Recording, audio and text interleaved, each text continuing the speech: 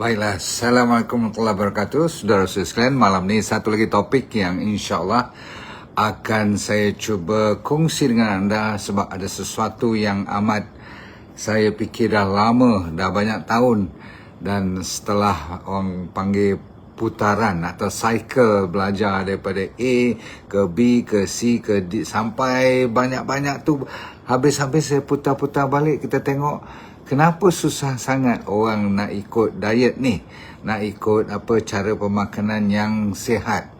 Jadi saya cuba dan saya sendiri praktis, dan insya-Allah saya akan kongsi dengan anda pada malam ini. Bagi mereka yang dah buat intermittent fasting, dah dapat nikmatnya dan hasilnya, sila teruskan. Jangan kelang kabut nak tukar-tukar ikut-ikut trend-trend baru ni. Tapi yang terkini saya nak share dengan anda, yang saya sendiri akan cuba mempeloporinya sebab kita nak cari satu sistem. Saya ulang tadi yang dah pandai dengan intermittent fasting, dan dah buat 16/8, dah buat puasa lama, yang prolong fasting, itu silakan. Saya tak ada kata apa pun yang salahnya dengan cara itu, IF tu. Tetapi disebabkan terlalu ramai sangat lagi yang tak boleh ikut, saya ada satu sistem malam ni yang saya nak share, yang senang dan dia tu menyihatkan. Itu yang penting sekali. Okey, dan last sekali ialah yang nombor satu saya cari formula ialah yang sustainable. Tahu sustainable tak?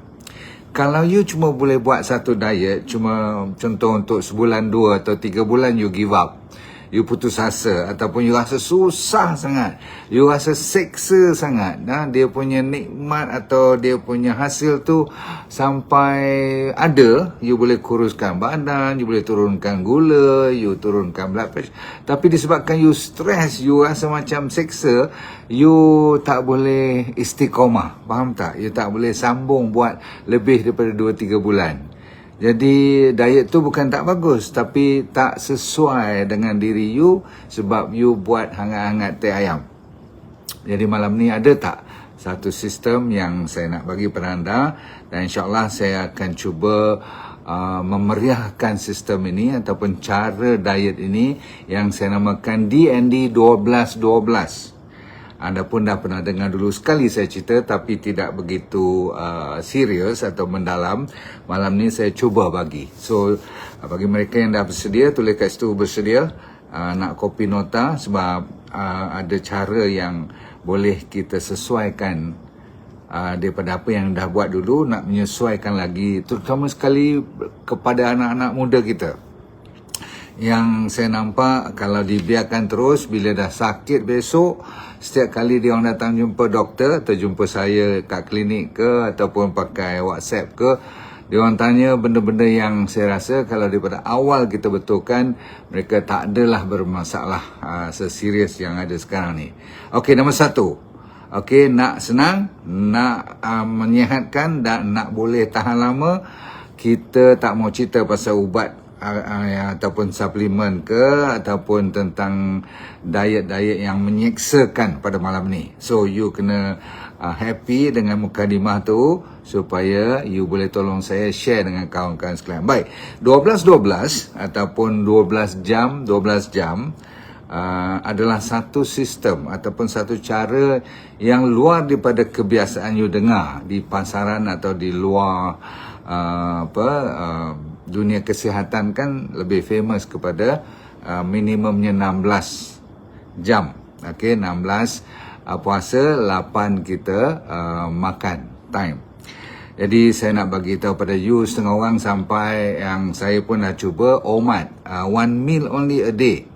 Boleh tak? Kalau you boleh tahan 1 meal a day, ada orang boleh buat, silakan. Cuma saya tak begitu menggalakkan sampai sesuatu yang ekstrim. Tahu ekstrim tak? Yang sampai you rasa aku ni berapa lama boleh tahan macam ni. Kalau you dah was-was macam tu, saya kira tak berapa orang kata apa, abdal lah kan. Okey, soalan saya, adakah kalau you puasa sampai berjam-jam lebih daripada yang sepatutnya, apa yang sepatutnya? Itulah yang anda buat kajian antara 13-14 jam tu dah sepatutnya dah. Tapi disebabkan ada lagi trend-trend yang jadi ramai pengikutnya, jadi orang kata kena puasa lama. Dan kadang-kadang founder-founder akan menceritakan kalau you puasa sampai 24 jam lagi bagus. Soalan saya, kalau you puasa lagi lama, adakah benda tu ataupun adakah cara itu lebih menyihatkan? Ada tak you tengok kajian-kajian yang mengatakan kalau you cuma puasa yang orang kata apa, kontrol, yang tidak begitu ekstrim pun boleh menyihatkan. Berarti tidak hanya berpuasa sampai berjam-jam lebih daripada 18-20 jam tu yang menyihatkan. Sebenarnya ada 12 perkara yang saya nak cerita yang boleh menyihatkan dan you boleh buat dalam masa 12 jam dan 12 jam. Apa maksud 12-12 tu? Sekejap ya. Bagi mereka yang pernah dengar, you mungkin dah tahu, tapi malam ni saya nak bagi tahu 12 jam yang saya maksudkan tu ialah makan dengan bijak. Itu dia. Bukan makan bila saya kata boleh makan pakai hantam kromo je. Tak. Kalau macam tu ramai orang nak ikut juga nanti kan. Tapi tak boleh. Sebab kita nak meramaikan bagi mereka yang nak sihat. Bukan cuma nak kenyang perut sahaja. Tapi 12 jam lagi kita kena mau tak mau beri peluang kepada body kita beristirahat. Sebab kalau kita tak bagi dia rehat, tak ada time untuk dia, apa orang panggil, cool down, maka dia tak akan berhasil. Itu dah confirm. You tak boleh cuma nak semua, nak senang je, tak boleh. Dalam hidup, you have to pay for the price also lah kan. Takkan Tuhan nak bagi kat kita hadiah terus tanpa kita bekerja keras, tu tak? Tapi yang ni tak payah begitu keras sebab 12 jam untuk makan secara bijak ni kita dah lama dah praktis, cuma kita nak kontrol yang sebelah malam tu je. Okay, ready? Disebabkan dia realistik dan boleh diikut, dan yang seronok sekali dia boleh diamalkan seumur hidup. Saya ulang perkataannya, you can practice this technique sampai bila-bila pun. Okay, jadi soalan pertama, kenapa timing makan tu penting sangat? Okey, kenapa Tuhan jadikan satu rhythm dalam badan kita tu dinamakan apa? Circadian rhythm. Ni Tuhan yang bikin tau. Dia kata Tuhan buat sampaikan jam biologi kita ni dia tak sama, siang dengan malam berbeza. Dan jam biologi ni juga berbeza kepada different organ. Maksudnya jantung dia lebih efektif pada sekian-sekian waktu. Hati lebih kepada katakan belah malam. Liver semua tu. Pankreas, okay, sama juga. Usus kita. Jadi dia ada masa-masa tertentu. Otak pun ada waktu-waktu yang dia very efektif. Ada waktu yang dia pun nak tidur juga. Tahu ke tak tahu ni? Okey. Jadi semuanya bekerja mengikut waktu. Jadi masalahnya kita ni kadang-kadang makan daripada pagi sampai sebelum tidur pun ada. Yang makan pukul 10-11 tu sampai ada supper semua tu. Yang sinilah yang menjadi masalah sebab kita dah amalkan berpuluh-puluh tahun yang lepas. Bahkan setengah daripada kita, saya daripada orang utara, makan nasi belah malam, dinner lepas pada sembahyang isyak. Betul tak betul? Siapa kat sini masih lagi jangan malu, tak apa. Ini budaya. Budaya tak ada satu benda yang saya boleh tukar malam ni juga. Tapi kalau kita mengaku dan kita mau betul dengan keadaan, insya-Allah. Tu dia Cik Muhammad kata 9:30 malam lepas makan. Jadi tak apa. You semua mengikut budaya yang dah kita buat lama. Jadi malam ni ada sedikit sebanyak je yang you kena tukar. Dan macam ni, setengah orang katakan you nak makan juga nasi lemak lah katakan, okay? Nasi lemak kalau you makan belah pagi, tahu tak, dengan you makan belah malam, cuba tulis kat situ, sama tak dia punya impact dia? Sama. Sepinggan nasi, malam pun sepinggan nasi. Okey, cuba you bagi tahu kat saya, cepat. Ada tak bezanya? Okey. Jawapannya ada. Walaupun sama ikan ke, telur ke, ikan bilis ke, kacang you masuk dengan kuah tu, makan pagi, katakan pukul 9 pagi, dengan pukul 9 malam, walaupun nama pun sama, nasi lemak juga, tapi dia punya glukos ataupun dia punya ni lah, insulin punya naik tu nanti, lepas makan, lebih tinggi gula parasnya waktu malam, kalau bandingkan dengan waktu pagi. Itu satu. Tu saya dah bagi signal mengatakan waktu ataupun timing amat penting. You kalau pasal diet malam ni 12-12 ni, you tak boleh tengok apa jam kat dinding aja. You kena tengok jam kat dalam badan you. Apa yang dia perlukan pada waktu bila.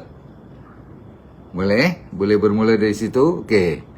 Jadi kalau you tahu, okay, kita juga ada kajian-kajian yang kita nak share dengan you pada malam ni. Ramai orang dia takut nak makan breakfast. Sebab daripada dulu pun saya kata makan breakfast cuma buah-buahan ataupun minum dengan air kosong aja, betul tak? Alright? Jadi pada malam ni saya nak bagi peluang kepada anda sekalian, tak perlu langsung you risau lagi dah. Kalau you tak ada penyakit terutama sekali dan tak lawan dengan ni lah chronic punya diseases atau masuk cancer pun, you boleh makan macam yang 12-12 ni secara tenang. Tak rasa nak takut apa. Sebab apa? Breakfast lah sebenarnya yang paling mustahak dalam semua-semua. Antara breakfast, lunch and dinner. Faham ke tak faham ni? Saya ulang Ini adalah untuk mereka yang kesihatannya biasa-biasa, tak ada penyakit, tak ada yang saya kata apa, tengah nak buat kemo ke, nak lawan diabetes yang tengah serius ke apa-apa, tetapi kebanyakan daripada anda lupa nak ambil breakfast yang betul. Walaupun saya kata breakfast yang paling utama, 12-12 punya sistem mengatakan bila matahari naik kita boleh makan, bila matahari turun, kita tak boleh makan. Macam tu senang cerita. Kan 12 jam Malaysia, 12 jam malam tidur. Kalau nak minum, boleh. Minum pun air yang tidak bergula, tidak bersusu, tidak ada sebarang kalori. Itu belah malam.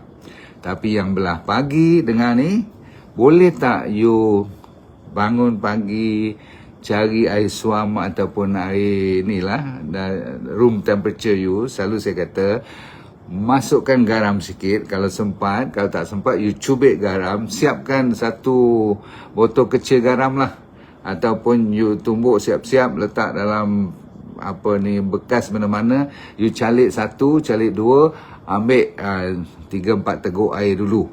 Lepas tu tunggu sekejap, 3-4 teguk lagi. Lebih kurang 300-400 ml pun tak apa. Sepagi sebelum you tempuh sebarang makanan. Jadi 12-12 punya teknik bermula daripada contoh 7 pagi hingga 7 malam, ataupun you bangun pagi pukul 5 kan. Okey, so pukul 5 tu you dah mula dengan air kosong dahulu, air suam ataupun air suhu bilik saja, bukan air sejuk daripada peti ais, tak boleh. Okay, saya dah cerita dulu kenapa. Sebab body kita dehydrated, body kita dah mula pekat semua, mucus dalam badan, perjalanan darah pun slow, kita nak cepatkan. Sebab apa? Body kita dah bangun. Bila body kita bangun, ada satu hormon namanya kortisol pun bangun. Kortisol awal-awal sebelum you bangun, dia dah bersedia nak menyediakan you sebenarnya. Ramai orang bila dengar kortisol, dia kata kortisol ni jahat, kortisol ni tak baik. Selalunya dalam masa mana you dapat kortisol? Cepat, hormon kortisol, tulis dulu. Yes, masa stress. Most of the time when you under stress or when you are panic kan, kortisol naik kan. Masa nak ambil exam tu tak, okay. Tapi itu selalunya orang percaya kortisol is bad. But in the morning when you first wake up, kortisol is your friend.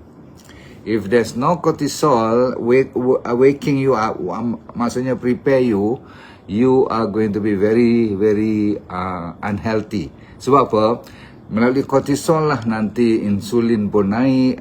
So you kata, Allah doktor, insulin naik tak bagus lah, nanti glukos pun naik. Sebab tu I kata you jangan ambil you punya blood glucose pagi-pagi test. Sebab apa? Dia mencacak naik nanti. Tak pasal-pasal you ingat you diabetik yang tak ada dikontrol. Faham tak faham ni? Dia kadang-kadang tinggi. Yang dipanggil Down phenomena tu. Kenapa semua ni berlaku? Kalau you tak faham, you akan terus pergi mandi, buat kerja, nak pergi minum kopi dulu. Lepas tu ambil kopi pula dengan gula, dengan susu semua. You dah salah tu. Sebab apa?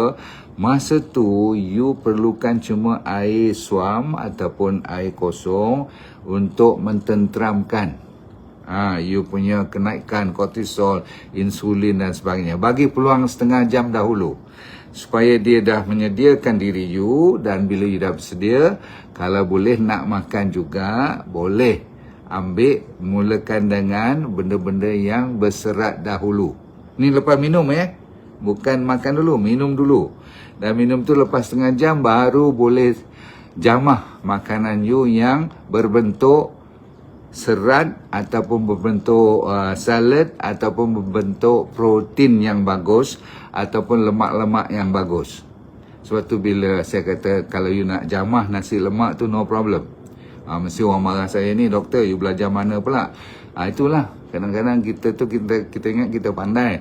Tapi bila kita belajar lagi rupanya nasi lemak, ataupun kalau you nak juga ambil macam orang kata apa, sourdough, tak roti-roti yang dah fermented punya style tu, okay, very good.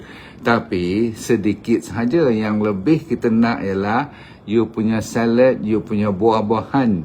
Dan buah-buahan pun pagi-pagi selepas minum tadi yang setengah jam sebelum ni, you tak boleh terus ambil buah-buah yang macam rambutan, yang manis, yang apa tu orang kata apa, banyak dengan karbohidrat. You boleh ambil nanas, you boleh ambil tembikai, faham tak? You boleh ambil jambu, apple, benda-benda yang berserat dan tidak terlalu manis. Boleh, no problem. Nak manis sikit nanti, lepas you ambil you punya makanan.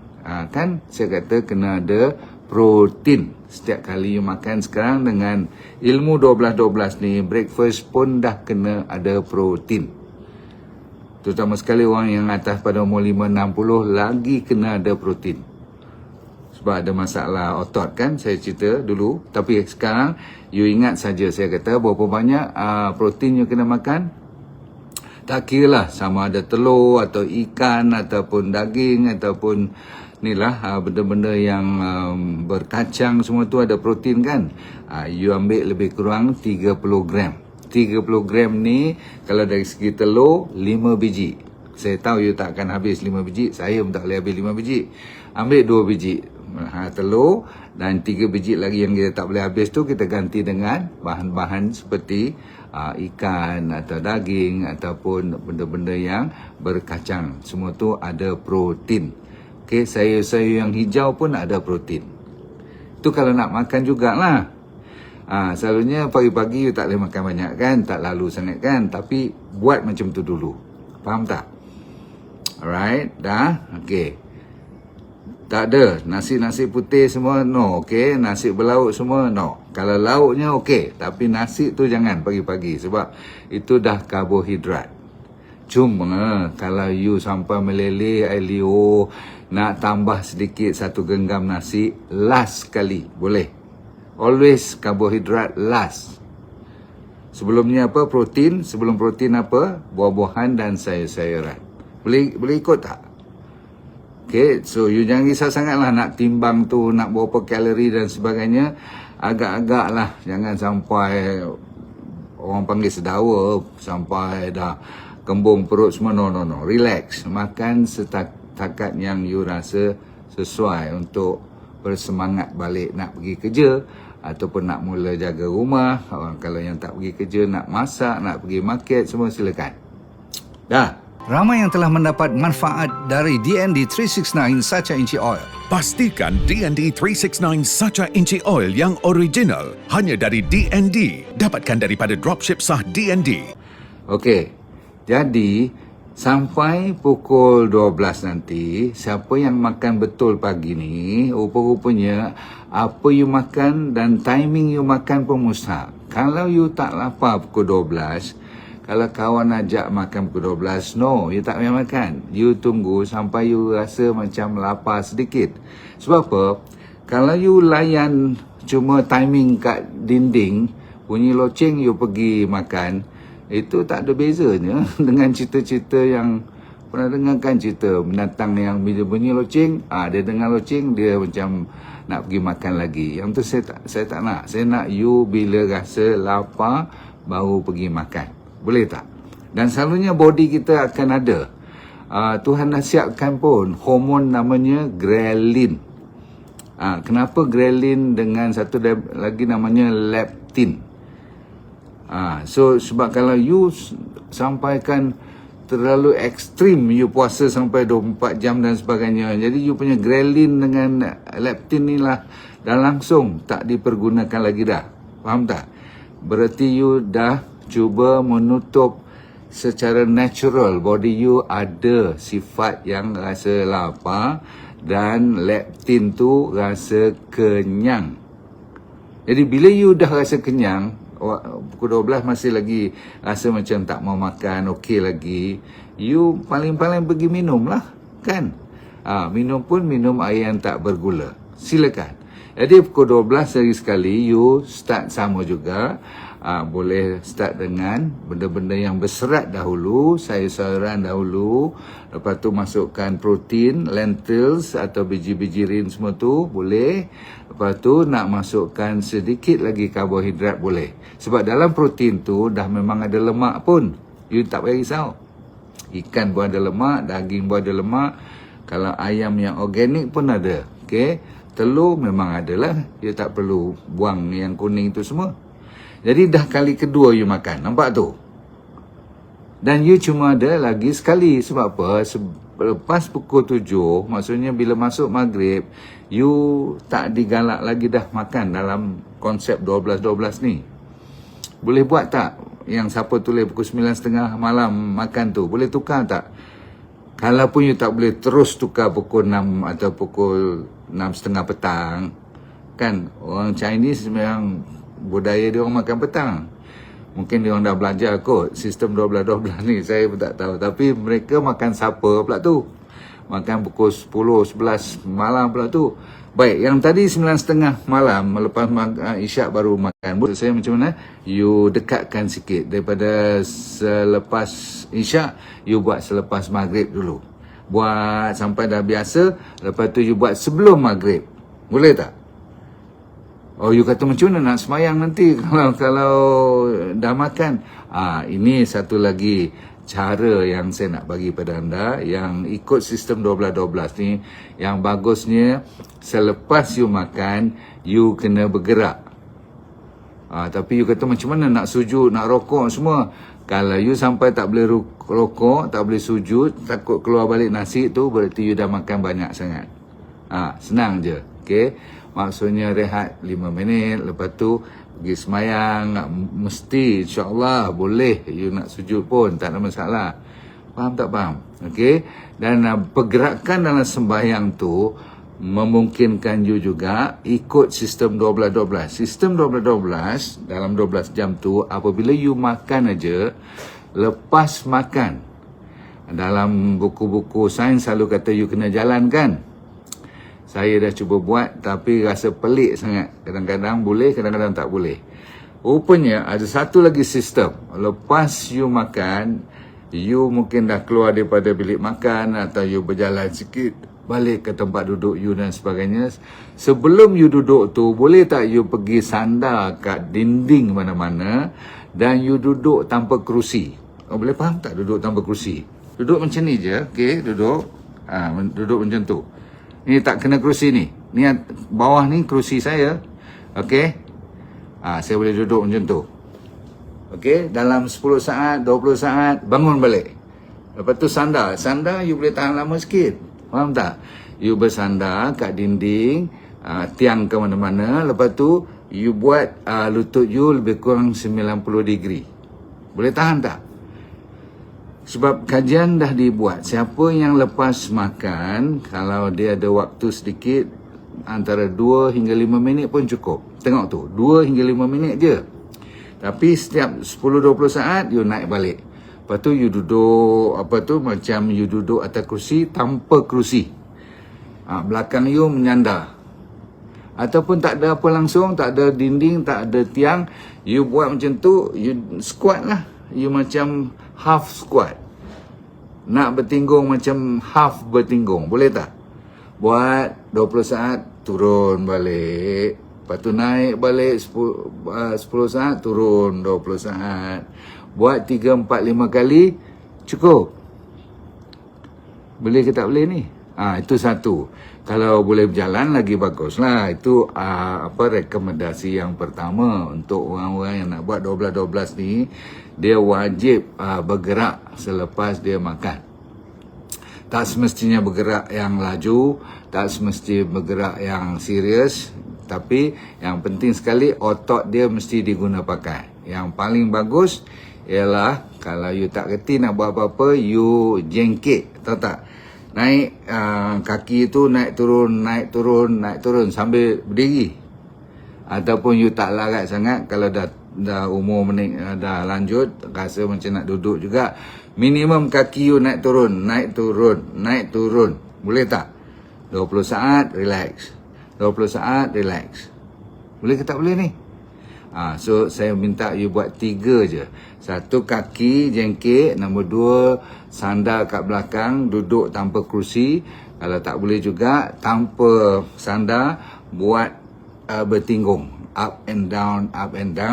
Kalau ada ruang untuk you pusing kat dalam rumah you, bilik you pun tak apa. Jalan lebih kurang 5-10 minit. Boleh ke tak boleh ni? Rasa lama sangat? Okey, you buat 5 minit, you duduk dulu buat lagi 5 minit. Okey, boleh? Duduk tanpa kerusi tu kan? Yang tu sebenarnya very good. Untuk otot you mengambil alih cepat sikit supaya insulin you tak diperlukan sangat dan gula tu boleh diabsorb ke dalam otot you dengan secepat mungkin. You nak tahu tak, setiap kali otot tu apa orang panggil contract, dia menguncup, dia mengambil banyak gula-gula yang berlebihan daripada darah you tu.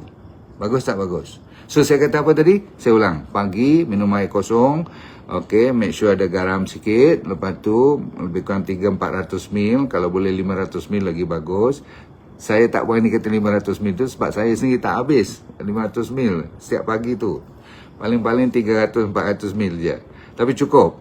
Lepas tu pergi toilet, pergi tu semua, gedebuk-gedemak, semayang semua. Okey, lepas tu dah nak masuk duha nanti. Masa tu you boleh ambil you punya breakfast. Jangan lupa. Okey. Dan selalu saya nak, kalau siapa yang ikut DND diet tu, dia selalunya buah-buahan lah dia galakkan. Cuma kalau terlalu manis, you tolak last. Saya ulang buah-buahan pun kalau terlalu manis, you ambil makanan lain dahulu, baru you makan buah tu. Makanan lain apa? Yang paling bagus, paling senang, telur lah.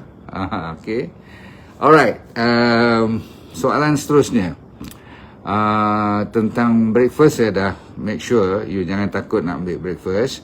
Lunch sekali, dinner sekali. Okay. Tapi kalau masa lunch you dah kenyang, you rasa breakfast tadi you dah okay, you cuma ambil petang pukul 6 tu cukup, tutup kedai. You dah habis dah. 12 jam dah habis dah. Jangan nak tambah-tambah lagi. Boleh, senang sangat 12 jam ni. Sebab apa? Ramai kawan-kawan saya yang saya melawak-melawak dengan dia orang pun, dia kata 12 jam no problem lah dok. Memang lah. Apa yang problemnya tengah hari kan? Pagi, tengah hari, petang, apa salahnya malam? You tidur lah awal. Lagi satu, you digalakkan dalam 12-12 ni tidur awal. Sebab you nak bagi peluang, nombor satu, you tak lapar balik. Kalau you buat sampai pukul 12 malam ataupun dah tengah malam baru nak tidur, you dilapar balik pula kan. So you lebih baik you tidur awal dan you dah bagi peluang body you betulkan semua, repair semua, usus you dah proses you punya makanan semua, cun. Buah pinggang pun menjalankan tugas, liver pun menjalankan tugas dengan baik. Dan timing-timing dia orang, Tuhan dah jadikan antara 10 malam hingga pukul 4 pagi di antara masa yang terbaik dia buat kerja. Itu yang jadi bukan saja mudah, tapi dia menyihatkan. Dan bila you tidur cukup macam-macam, termasuk you punya ghrelin dengan leptin tadi yang bagi rasa lapar atau bagi rasa kenyang tu, dia akan balance. Dia tak payah you rasa macam nak craving. Okey, satu lagi, antara 12 jam ni yang tak dibenarkan, you tak boleh digalakkan ambil snack. Tahu snack tak? Snacking lah, maksudnya makan benda kecil-kecil tu, benda kacang-kacang ataupun keropok-keropok, sorry, tak boleh langsung kalau you nak sihat lah. Jadi dia dibenarkan 3 kali dalam 12 jam ni, makan betul-betul, no problem. Tapi kalau you nak snacking, cuma ambil air. Okay, minum air. Saya ingatkan saya buat kopi tu kan, ingat tak saya cerita kat you, ambil kopi tu pun tak apa, no problem. Sebab apa? Dia tidak sampai meningkatkan balik you punya insulin ataupun you punya glukos. Bahkan saya selalu galakkan you nak ambil RX coffee kita pun, you ambil lepas you makan lunch atau lepas makan breakfast ataupun lepas makan dinner. Tak usah makan in between kalau boleh lah. Faham tu? Okay. Last kali tentang apa saya kata tadi, otot saya dah cerita. Make sure you jaga otot you betul-betul. Sebab tu saya tak galakkan orang yang dah terlalu kurus, orang yang dah baru baik penyakit, ataupun ibu yang hamil semua tu, jangan nak over fasting. Okay? Sebab kalau you tak cukup protein, bahaya. Otot kita akan jadi, orang kata apa, lemah, dan senang jatuh-jatuh pula nanti. So makanan mustahak you pilih yang sihat, tetapi masa makan pun saya dah kata tadi, breakfast betul-betul, lunch betul-betul, dan dinner. Okay, bila saya kata betul-betul tu, dia maksudnya sequence. Serat dulu, protein dan lemak kemudian, dan kalau nak juga tempuh karbohidrat, last sekali. Kalau karbohidrat yang berserat seperti buah-buahan yang berserat tu tak apa, tu no problem. Yang saya takutnya you nak juga masuk nasi, you nak juga nak masuk ni lah, benda-benda roti ke apa. Kalau terpaksa juga nak ambil sekeping, last selepas you makan yang lain semua tu. Faham tak? Boleh.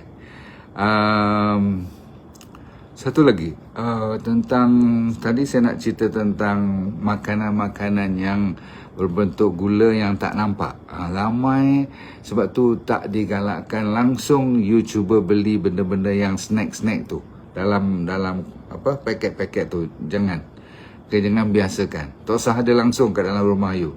Sebab kalau tak ada, you tak ada tangan you nak ni lah, orang kata apa, mencari-cari benda-benda tu kan. Okay. Nombor 2 ialah you jangan tak ikut matahari. Matahari naik baru boleh makan, matahari turun you cuba berhenti. Okey, so 12 jam, 7 pagi 7 malam tu masa yang cukup lah. Okey, satu lagi ialah masa you berpuasa malam tu, you seolah macam you puasa siang juga tau. Walaupun dia tukar timing, tapi body kita tetap menurunkan insulin, dia bagi you punya digestion pun boleh berehat, ya, dan banyak pembaikan, recovery. Dan jangan lupa protein always come first, 25 hingga 35 gram. Setiap kali you makan kena ada protein dalamnya. Faham ya? Okay, right. Satu lagi yang saya lupa nak cerita tadi ialah ni tentang food apa yang you makan ni. Saya tutup cerita malam ni ya. Dia jangan kita melawak sangat, sebab Tuhan menjadikan makanan tu you nampak macam tak ada benda, tapi sebenarnya dia ada signal, dia ada arahan. Macam ni lah saya bagi contoh. Kalau you ambil gula, faham tak, you mengarah you punya insulin maksudnya pankreas tu supaya kuatkan kerja kau. Aku nak masuk ni sebab aku tak peduli kau penat ke tak penat, aku nak make sure yang kau siapkan insulin. Berarti you kalau sekali tak apa, 2 kali tak apa, kalau 3-4 kali sehari you paksa insulin tu keluar, lambat laun dia nanti jadi insulin resistant. Itu dipanggil makanan tu yang you masukkan tu memberi signal. Okey, katakan pula you tukar, you ambil makanan yang berserat. Faham tak? You ambil macam nenas, you ambil macam avocado, you ambil macam delima atau beetroot. Lepas tu masuk lagi halia ke apa-apa. Faham tak? Tu yang kita cerita herba-herba tu, ambil pun tak boleh lebih sangat. Dia kena mencukupi. Faham tak? You mengarahkan, you bagi signal kepada body you yang aku nak bagi kau sehat. You kena belajarlah ilmu yang mana yang bagus, yang mana tak bagus. Contoh, kalau you bagi makan benda-benda macam sauerkraut, benda-benda yang tempe dan sebagainya, you mengarahkan apa? You mengarahkan you punya microbiome yang ada 37 trilion bakteria yang tunggu je nak dapat arahan, signal daripada you. Jadi makanan apa you masukkan tu mustahak dan timing tu mustahak. Saya dah kata apa tadi, nak makan berat biar sebelah siang, sebelah pagi terutama sekali, ataupun tengah hari. Petang dan malam no lah. Petang tu pun jangan dah nak makan sama banyak dulu lagi. Cukup. Kalau you boleh ikut tu, saya nak cabar you 30 hari je. Tak usah lama, sebulan je. Kalau tak ada apa beza, sebab you kata nak kena buat fasting yang lama-lama baru boleh berjaya, don't worry. Ikut ni dulu. Kalau ni tak boleh ikut, macam mana you nak ikut yang 18 jam, 20 jam, semua tu betul tak? Yang ni cuma 12 jam. Tapi janji, kena disiplin. Tapi semua ni mudah. Lagipun menyihatkan. You akan nampak tak sampai sebulan sebenarnya dah ada beza dah. Okay, jumpa lagi. Lepas sebulan you bagi tahu kat saya. Kalau berjaya, kita nak sebarkan ni satu dunia. Apa salahnya? Apa salahnya orang Malaysia pula mempopulariskan satu lagi trend terbaru namanya 12-12. Saya cuba trademarkkan dia supaya kita boleh jadikannya sebagai satu apa orang panggil viral nanti. Tujuan saya tak ada lain. Dia tidak ada produk. Saya tak jual produk. Saya bagi free. Dan saya nak seramai mungkin orang ikut cara sendiri. Tapi ada panduan-panduan yang mudah, senang dan sustainable. Lestari. Semoga dunia anda bahagia. Hidup anda di dunia lah kan, tapi di akhirat kita masuk syurga sekali sama-sama boleh. Dan senyum sokmo, let go, feel good all the time. Bye.